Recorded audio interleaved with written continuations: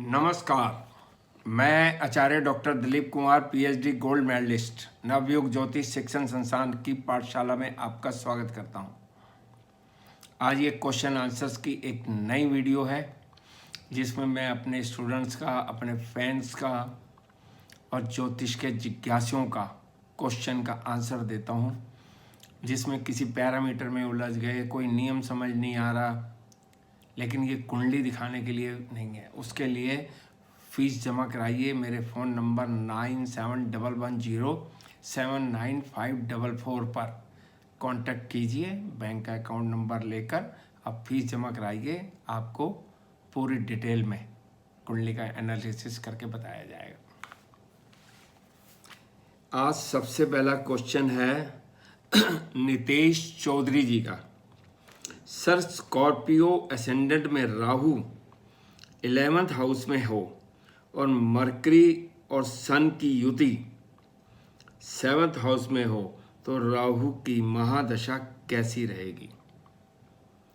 Scorpio लगन में Rahu 11th house में आपने मित्र बुध की राशि में बैठा हुआ है और राहु त्रिष्टय भावों में बैठा हो तो ये अपनी महादशा अंतरदशा में शुभ फल देता है। तो यानी कि ये राहु आपको अपनी महादशा में शुभ फल देगा।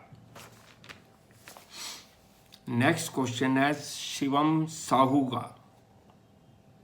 गुरुजी प्रणाम।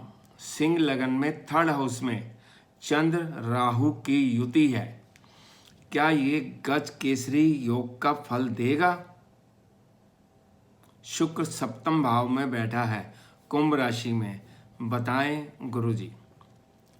पहली बात तो गज केसरी योग तब बनता है जब चंद्रमा से गुरु केंद्र में हो, या तो चंद्रमा के साथ युति कर रहा हो या चंद्रमा से 4th house, 7th house, 10th house में हो। राहु से कभी गज केसरी योग नहीं बनता। राहु और चंद्रमा ये ग्रहण योग बना रहे हैं, मानसिक पीड़ा, टेंशन बहुत देते हैं। ये गज केसरी योग नहीं है। नेक्स्ट क्वेश्चन DN बगरेचा जी का। गुरुजी लग्नेश नीच वर्गोत्तम हो तो क्या फल देगा? सिंह लगन में।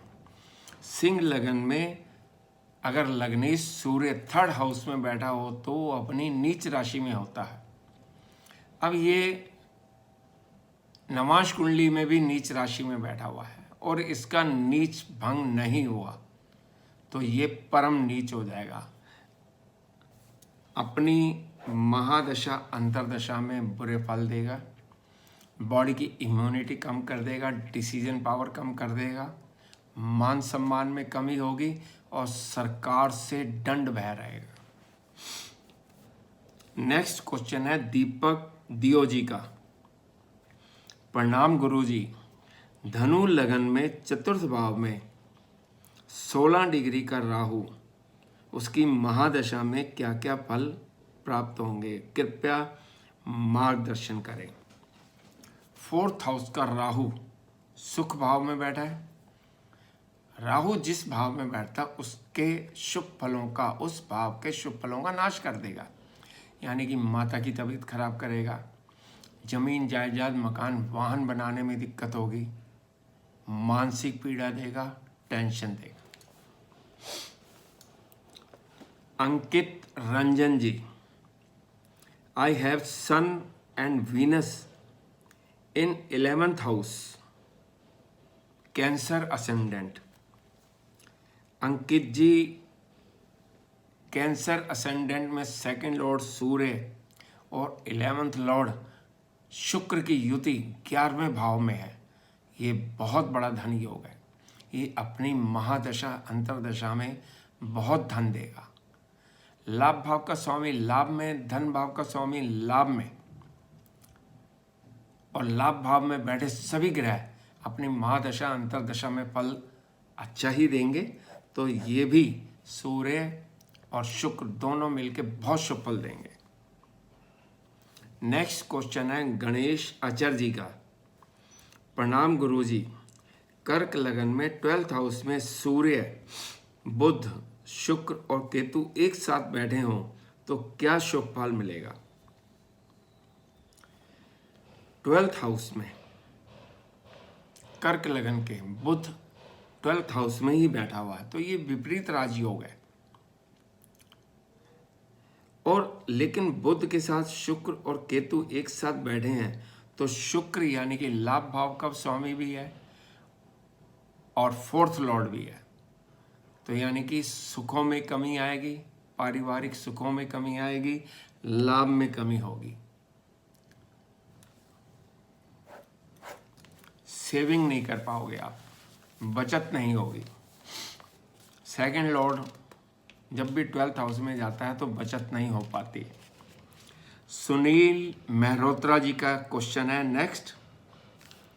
गुरुजी शुक्र मंगल 12वें भाव में कर्क राशि में है तो यानी कि सिंह लगन हो गया आपका, परंतु नवांश कुंडली में दोनों अपनी अपनी राशि में हैं, कृपया फल बताएं। सिंह लगन में शुक्र 3rd हाउस का स्वामी भी है और 10th का भी स्वामी है, और मंगल सिंह लगन में भाग्य का स्वामी है। अब ये दोनों एक साथ 12वें भाव में त्रिक भाव में बैठ गए तो यानी कि भाग्य कमजोर हो गया और आपको प्रोफेशन में बहुत स्ट्रगल करना पड़ेगा। कोई भी चीज़ इजीली नहीं मिलेगी। यदि आप विदेशों में जाकर अपना भाग्य आजमाना चाहें तो आपके लिए बहुत शुभ होगा। और आपने कहा है कि नवांश कुंडली में दोनों अपनी अपनी राशि में बैठे हैं, तो जो लगन कुंडली में अशुभ फल दिख रहा है उसके अशुभ फलों में कुछ कमी जरूर होगी, लेकिन फिर भी विदेशों में आप ट्राई करोगे अपने जन्म स्थान से दूर तो आप तरक्की करोगे, प्रोफेशन में भी और भाग्य में भी। नेक्स्ट क्वेश्चन है चंद्रभूषण गुप्ता जी का। प्रणाम गुरुजी, यदि लगन कुंडली शुक्र की हो, देखो ये क्लियर करना चाहिए, शुक्र के तो वृष लगन भी होता है, तुला लगन भी होता है, तथा नवांश कुंडली उसके शत्रु गुरु की हो तो क्या इसका अशुभ फल मिलेगा? पहली बात तो शुक्र गुरु को शत्रु नहीं मानता, गुरु शत्रु मानता है। और लगन कुंडली के अष्टम भाव की राशि जो भी होगी, अगर वो नवांश कुंडली में लगन बन जाती है तो लगन के शुभ फलों में, नवांश के शुभ फलों में कमी हो सकती है। इस प्रकार शत्रु बनने से कुछ नहीं होगा अगर दोनों में से एक भी शत्रु मान रहा है तो। लेकिन लगन कुंडली का अष्टम भाव की जो राशि है वो नवांश कुंडली में लगन में आती है, नवांश कुंडली के, तो उसे शुभ नहीं माना जाता, वो अशुभ फलदायक होती है। नेक्स्ट क्वेश्चन है अंकुर श्रीवास्तव जी का। सर मकर लगन में 4th लॉर्ड मंगल 9th हाउस में बैठा है और बुध 11th हाउस में बैठा है। 11th हाउस और 9th लॉर्ड का एक्सचेंज है, इसका क्या रिजल्ट होगा? शुभ भावों के स्वामी यदि राशि परिवर्तन करते हैं तो इसे महायोग कहा जाता है। महायोग में जो 2 ग्रह इन्वॉल्व होते हैं तो वो अपनी महादशा अंतरदशा में बहुत शुभ फल देते हैं। तो यहाँ पे 9th लॉर्ड और 11th लॉर्ड का, नवम भाव और लाभ भाव का आपस में राशि परिवर्तन है, जो कि ये इंडिकेट कर रहा है कि आपको भाग्य में लाभ की कमी नहीं होगी। कोई सा भी कार्य करोगे सूटेबल कुंडली के हिसाब से, उससे आपको अवश्य लाभ होगा। नेक्स्ट क्वेश्चन है मिस आराध्या जी का। गुरु इन 5th हाउस मिथुन लगन में कैसा फल देगा?